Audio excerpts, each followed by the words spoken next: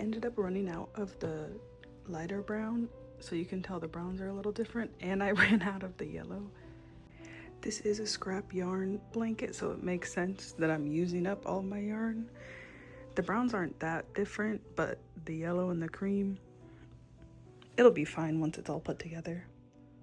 So I ended up making 9 squares, so it'll be a 3x3 blanket. Here's all the colorways I did. They're kind of random because I just wanted to use up as much yarn as I could. And again, like some of them, the colors will change throughout because I ran out of like the brown and then I ran out of the yellow. But it's helping me get rid of a lot of my scrap yarn, so it's the perfect project for it. Even if some of the squares might be a little multicolored like this one is too, that's okay.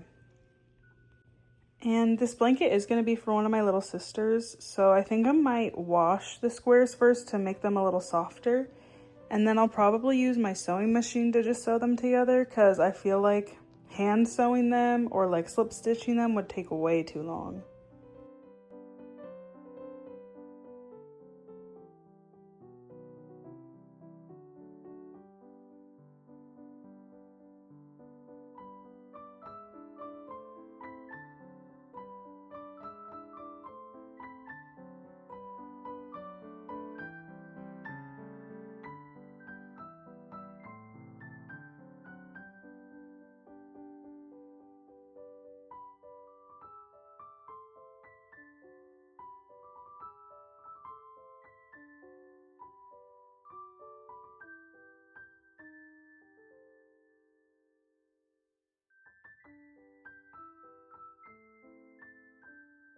Now that it's all washed and dried, I'm just gonna sew the squares together and then the blanket will be finished.